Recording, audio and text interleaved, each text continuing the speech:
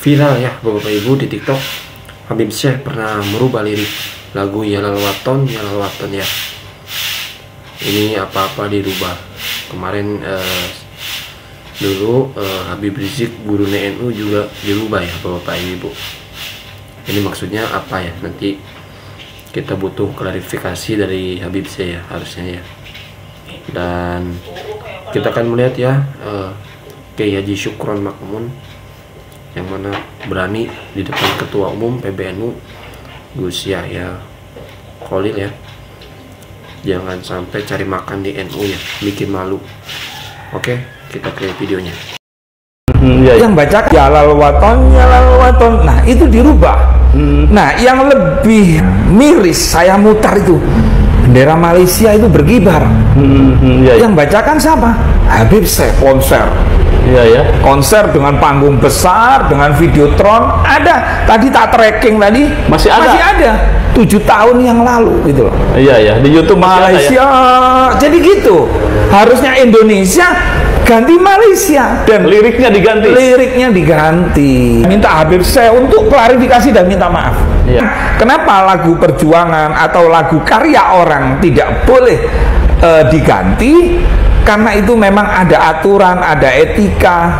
Ya lal watonnya. Lihat apa yang saya akan berikan ke NU, bukan apa yang saya ambil dari NU. Ini yang menghancurkan NU yang seperti ini nih. Maaf, yang menghancurkan NU apa yang saya peroleh dari NU, bukan apa yang saya berikan kepada NU. Apa terlalu keras? Sudah aku diam. Dalam kesempatan ini saya tidak ceramah kayak di kampung-kampung yang bangsa 2 jam. Mungkin cukup 15 menit lah untuk menyampaikan apa yang ada di benak saya. Yang ingin saya sampaikan sejarah Jam'iyah Nahdlatul Ulama sejak dari bahan bakunya, timbulnya, lahirnya Nahdlatul Ulama sekitar tahun 1922, di mana Saudi Arabia dikuasai oleh Raja Ibnu Saud yang agamanya dipegang oleh Muhammad bin Abdul Wahab sebagai janji politik. Politik dipegang oleh Raja Ibnu Saud, agama dipegang oleh Muhammad bin Abdul Wahab yang menjadi aliran sering disebut aliran Wahabi. Pada saat itu Ibnu Saud mempunyai gagasan yang saya baca dalam sejarah Nahdlatul Ulama untuk meratakan kuburan Rasulullah SAW karena dianggap secara kubur itu syirik.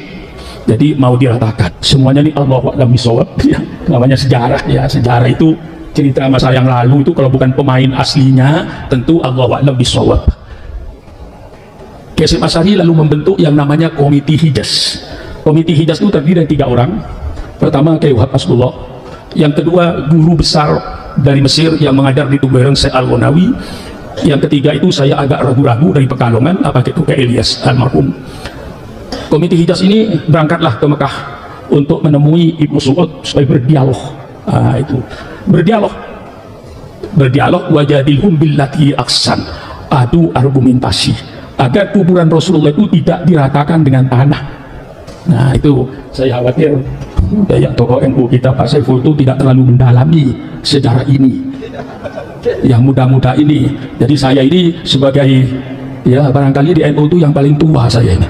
Mungkin tak ada lagi yang lebih tua dari saya ini. Sudah 82 tahun lebih saya ini, hidup saya ini. Nah jadi saya tahu sejarah NU ini dari bakal cikalnya yang mau jadi NU ini. Berdialoglah. Kiai Wahab Asbullah dia seorang alim, rasional, dalil-dalil qat'inya itu mantap. Kalau sudah rapat surya NU, kalau sudah Kiai Wahab keluar dengan ilmu usulil fikihnya, semua para ulama itu tunduk dan patuh. Dialog dengan Ibnu Saud, alhamdulillah menurut sejarah yang ditulis oleh Abu Bakar Aceh, Profesor Abu Bakar Aceh, kita menang. Akhirnya kuburan Rasulullah tidak terjadi diratakan. Ini perjuangan internasional. Jadi seandainya waktu itu barangkali Hadratus Syekh tidak membentuk Komite Hijaz, barangkali ya barangkali, tapi tidak mungkin kuburan Rasulullah bisa habis itu. Satu-satunya dari Indonesia Komite Hijaz ini yang berani menghadap Ibnu Saud, ngajak berdialog, adu argumentasi, dan ternyata berhasil. Begitu Komite Hijaz berhasil, pulanglah ke Indonesia lapor bahwa sukses. Lalu Kiai Wahab minta supaya dibubarkan Komite Hijaz ini karena tugas sudah selesai. kuburan Rasulullah tidak jadi digusur. Nah, Hadratus Syekh menyampaikan jangan teruskan Komite Hijaz ini bentuk satu organisasi. Karena apa? Nanti bangsa Indonesia, umat Islam khususnya, masih pasti mondar-mandir ke Saudi. Di situ pasti ajaran Wahabi itu akan dipompakan kepada jamaah haji, dan itu benar. Cuman saudara kan tidak peduli toh. Setiap saudara haji pasti yang dibagi-bagi itu buku Wahabi. Tapi untung saudara tidak dibaca. Ya kalau saya membaca maka saya tahu. Nah itu ya, ini syirik, ini syirik, ini bid'ah, ini bid'ah, ini bid'ah. Pokok kalau tidak ada pada zaman Nabi itu namanya bid'ah. Itu sebenarnya pengertian tidak benar. Asli daripada hadisnya itu panjang. Khairul kalami kalamullah wa khairul hadi hadi Muhammadin sallallahu alaihi wasallam. Sebenarnya ternyata mereka tidak banyak jawaban.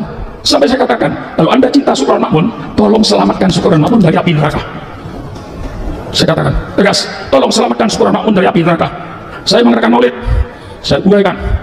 Saya mengadakan maulid, ada dasarnya. Rasulullah memperintahkan maulid setiap hari Senin. Persilakan Anda baca tentang puasa hari Senin. An Abi Qatadah radhiyallahu anhu, su'ilan Nabi sallallahu alaihi wasallam an shaumi yaumil itsnin, faqala yaumun wulidtu fi. Yaumun wulidtu fi. Siapa bilang Rasul tidak memperingati maulid? Qul bi fadlillah wa bi rahmatihi fa bi dzalika falyafrahu.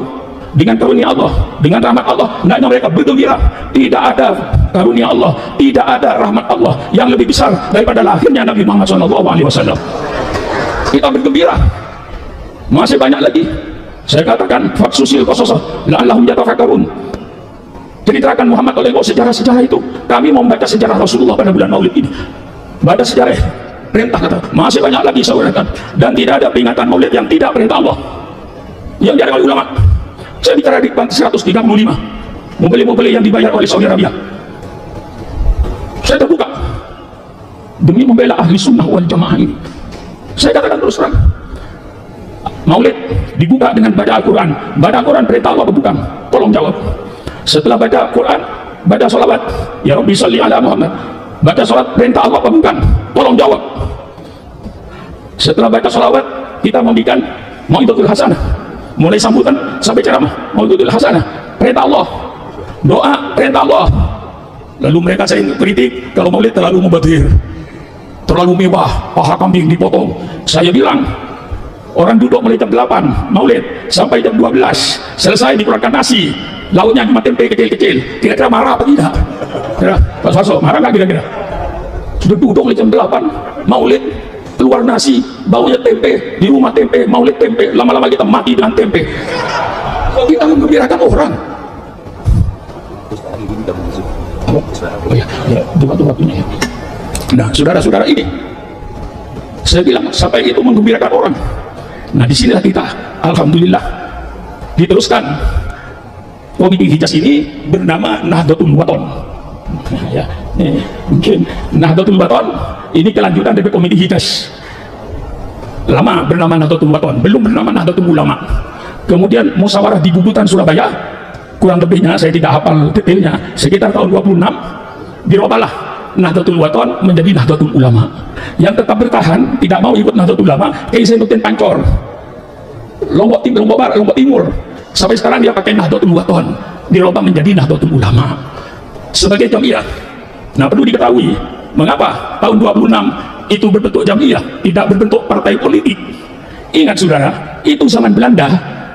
Kalau saudara bergerak di bidang politik, pasti ditembak oleh Belanda, dibunuh. Karena Belanda ingin menjajah Indonesia. Tidak boleh ada gerakan politik. Yang diizinkan oleh Belanda hanya gerakan keagamaan, sosial keagamaan. Maka NU ngambil jalan supaya tidak dimusuhi Belanda. Berdirilah Jamiah Nahdlatul Ulama tahun 1926 hasil musyawarah di Bubutan Surabaya.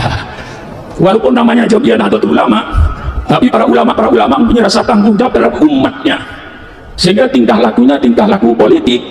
Namanya jamiah, tapi tingkah lakunya tingkah laku politik untuk menjelang memperjuangkan kemerdekaan Republik Indonesia.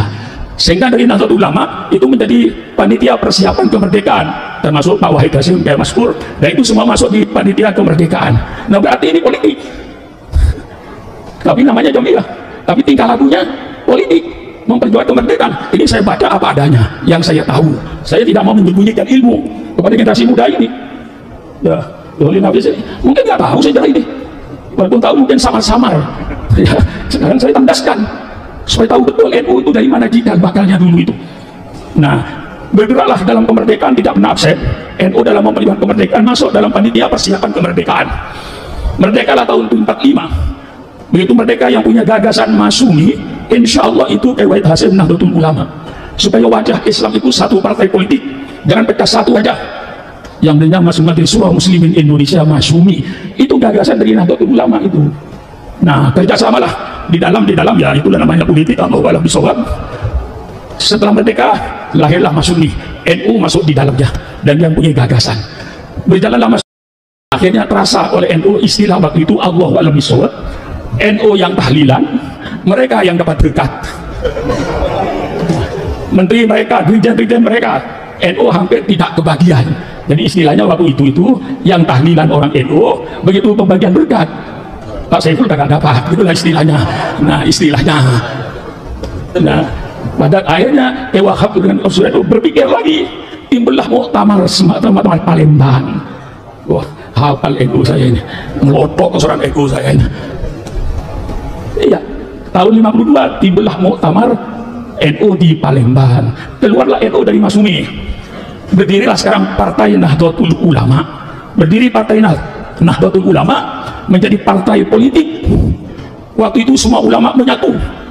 Ada di NU semua yang ahli sunnah wal jamaah. Tidak ada yang di luar. Semua ulama ahli sunnah wal jamaah berada di dalam NU, bersatu. Sehingga waktu itu menjadi partai besar, partai ketiga. Gilirannya PNI nomor 1, Masyumi nomor 2, Nahdlatul Ulama nomor 3, nomor 4 PKI yang selalu berkhianat. Itu sejarah yang menulis, NU hafal khianatnya itu. Nah, keluar dari partai politik. Nah, kalau jadi partai politik namanya Partai Nahdlatul Ulama. Disitulah sayap-sayapnya hidup. Di setiap kantor Sarmusi, Serikat Buruh Muslimin Indonesia, gabungan NU. Sarnemi, Serikat Nelayan Muslimin Indonesia, di pantai utara itu semuanya benderanya partai NU di Tegal mana itu.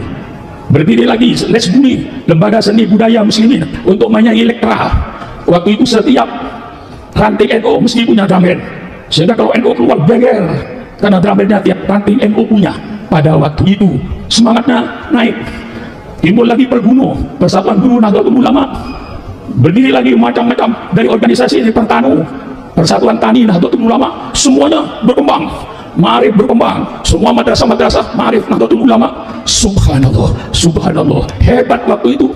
Semuanya bergerak, komponen Nahdlatul Ulama bergerak seluruhnya, sampai nelayannya, sampai pertaniannya, sampai perburuannya, PMII-nya, PMII-nya, sampai Ibnunya berdiri, Muslimatnya tampil, Fatayatnya tampil, semarak. Sehingga waktu itu NU kalau tidak salah punya kursi 66 kursi di DPR. Lalu pimpinan-pimpinan waktu itu kita bangga. Ketua DPR NU, Ketua MPR NU, hafal saya, Kiai Haji Ahmad Syaihu. Ketua MPR Pak Subhan Sete, Ketua MPR itu, menterinya, Perdana Menterinya pernah Idham Khalid, Ketua DPR-nya Kiai Haji Ahmad Syaihu, Menteri Sosial pernah orang NU, Menteri Keuangan pernah orang NU. Smart. Berjalanlah 65 timbul pemberontakan PKI, NU paling depan bersama-sama dengan pemerintah untuk memberantas komunis. Saya tidak menghilangkan lembaga-lembaga lain di dalam menumpas PKI, tapi insya Allah yang paling besar kontribusinya kepada pemerintah waktu itu Angkatan Darat adalah pemuda Ansor dengan Bansernya. 65 berjalan, lalu timbullah pemerintahan Orde Baru zaman Pak Harto. Nah, disitulah 5 menit. Ya. Alhamdulillah, betul akhirnya sudah tiba karena macet. Hamdan wa syukurillah, Allahumma sholli ala Muhammad wa ala sayyidina Muhammad. Ya, Bapak Ibu, itu dia ya tadi yang mana Ustadz ya mengingatkan ya kepada Habib Syekh, jangan sering merubah-rubah lirik lagu perjuangan, apalagi itu sakral ya. Entah apa maksudnya, kita nggak tahu ya. Cuman ya diwanti-wanti ya oleh Ustadz ini ya, jangan sampai merubah lirik lagu perjuangan. Dan sepertinya Habib Syekh juga sudah klarifikasi ya tentang terkait lagu Yahya Lal Waton ini. Beliau enggak bermaksud memiliki hak cipta lagu tersebut. Beliau hanya mempopulerkan seperti itu ya Bro Taibi. Cuman yang menjadi pertanyaan besar, yang mana Habib Rizik gurune NU itu ya, yang kita bertanya-tanya kenapa dirubah seperti itu ya. Belum klarifikasi tentang lagu itu.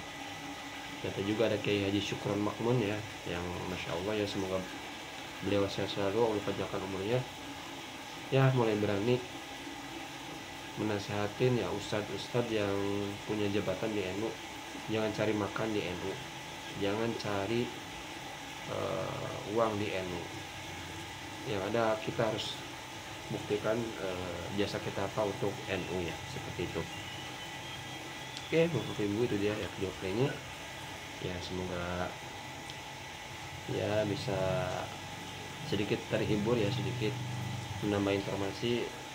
Semoga semuanya sehat selalu, amin ya rabbal alamin. Sampai berjumpa di next video. Wallahu a'lam bishawab. Allahumma sholli ala sayyidina Muhammad wa ala sayyidina Muhammad. Terima kasih. Assalamualaikum warahmatullahi wabarakatuh.